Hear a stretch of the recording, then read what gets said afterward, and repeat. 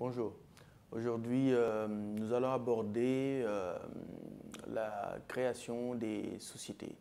Alors, c'est un thème qui est très large, mais nous allons aborder l'essentiel parce que c'est des questions qui reviennent souvent sur des personnes qui ont des projets, qui veulent créer une entreprise, etc. Alors, la première chose, c'est de savoir, de bien maîtriser son projet, de savoir dans quel secteur vous vous engagez, comment vous comptez travailler et d'avoir un modèle qui est très clair pour vous. Donc il faut avoir un bon business plan, savoir ce que vous voulez faire et comment vous allez avoir de la plus-value et aussi avoir un prévisionnel. Après, une fois que le projet est clair dans votre tête, il faut vérifier si vous avez besoin par exemple, de certaines autorisations. Donc, selon certains domaines, vous avez besoin c'est des professions qui sont réglementées, donc vous avez besoin de certaines autorisations. Il faut savoir si vous les avez ou pas. Après, il faut voir le mode de financement. Combien vous êtes? Est-ce que vous êtes seul? Est-ce que vous êtes plusieurs? Est-ce qu'il s'agit d'une start-up? Comment vous faites pour financer tout ça? Voilà. Est-ce que vous avez recours à un prêt bancaire et tout ça? Donc, selon la taille de l'entreprise, selon le nombre d'associés, selon le projet qui est mis en place, etc., vous aurez besoin d'un expert qui va vous accompagner. Et moi, mon conseil, c'est de se retourner vers des avocats qui sont experts en droit des sociétés, qui vont pouvoir vous aider pour monter votre boîte. Il y a effectivement sur Internet, par exemple, des startups qui proposent des créations de sociétés très rapides, mais voilà, à des prix qui sont pas très, à des tarifs qui ne sont pas très onéreux. Mais il faut savoir que bon, ce n'est pas du sur-mesure.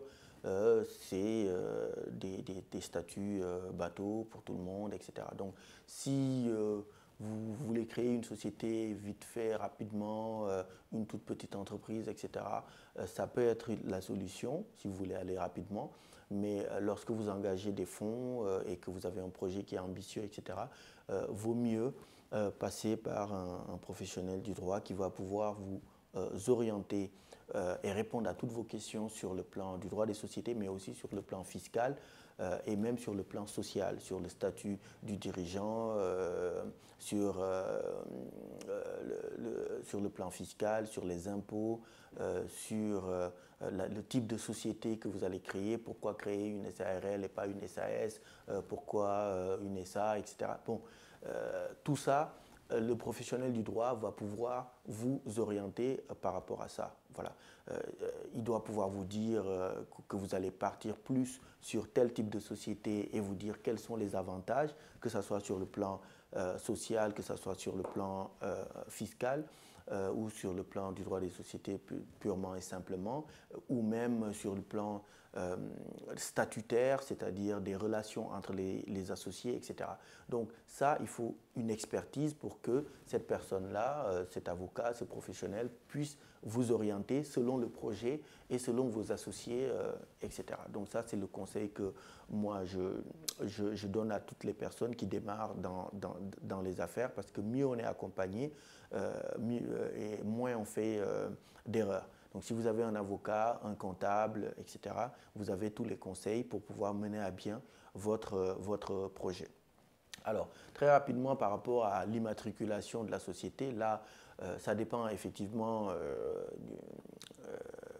de la société, parce que pour une SCI, ce n'est pas pareil, par exemple, que pour une SAS.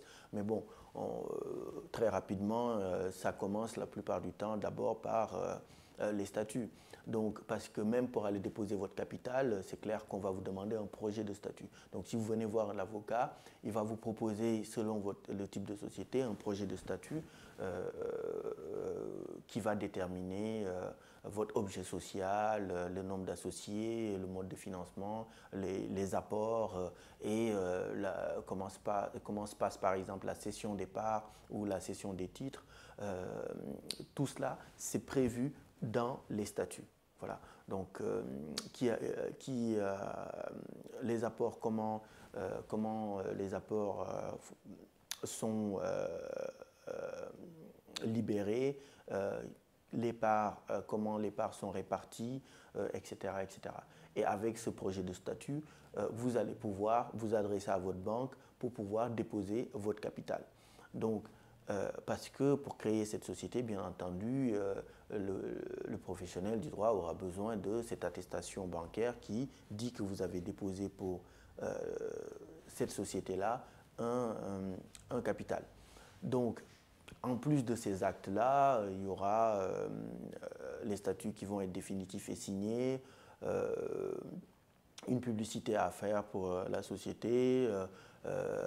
Pour le dirigeant, il faut effectivement une déclaration de non-condamnation. Par exemple, une personne qui avait dirigé par le passé une société et ça s'était mal passé, il avait eu par exemple une interdiction de gérance, il ne peut pas diriger une nouvelle société.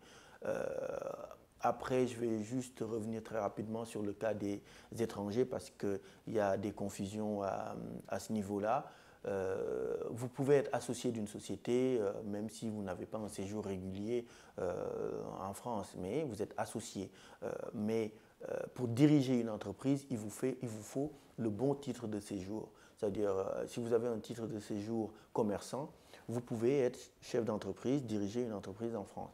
Si vous avez un titre de séjour vie privée et familiale ou bien une carte de résident de 10 ans, vous pouvez diriger une entreprise, etc. Mais si vous avez un titre de séjour salarié, par exemple, il va vous falloir faire un changement de statut avant de pouvoir être gérant ou président d'une société. Donc, il faut faire très attention à la distinction entre le statut d'associé et le statut de dirigeant. Voilà, quand vous êtes associé, vous avez des parts, vous avez investi dans la société.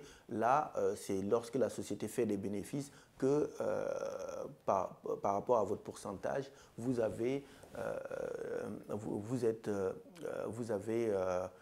récupérez une partie des bénéfices. Alors que vous pouvez être associé, mais aussi diriger l'entreprise. Donc, mais pour diriger l'entreprise, il vous faut, si vous êtes étranger, un titre de séjour en cours de validité qui répond aux exigences de la loi. Donc c'est un thème qui est assez large. Selon le type de société, ce n'est pas les mêmes conditions pour l'immatriculation, etc. Mais il faut s'adresser aux professionnels qui vont pouvoir bien vous conseiller pour que vous puissiez choisir le type de société et savoir quels sont les avantages, les inconvénients pour éviter des conflits un peu plus tard. Parce que la vie d'une société, c'est comme la vie d'une personne. Une société, elle naît, elle vit, elle peut être modifiée, des associés peuvent sortir, entrer, et à la fin, elle peut être liquidée, elle peut avoir des difficultés, etc. Donc il faut prévoir tout ça pour que si jamais, parce qu'au début c'est jamais compliqué quand vous avez un projet, etc. Mais c'est lorsque la société, par exemple, marche très bien et qu'il y a de l'argent en jeu, etc. Là, au niveau des associés, il peut naître des conflits et là, il va falloir et on va se reporter toujours au statut. Et si ça n'avait pas été bien fait, ça peut être très compliqué. Donc c'est pour ça qu'il faut prévoir, parce qu'aujourd'hui, on est dans une société, surtout avec le numérique, où d'une petite idée, vous pouvez passer à une société qui devient une très grande société, quoi. C'est-à-dire, il y a eu des gens qui ont eu des idées, par exemple dans le covoiturage, c'était une idée à la base. Aujourd'hui, ils emploient des centaines et des centaines de salariés, ils font des millions et des millions de chiffres d'affaires.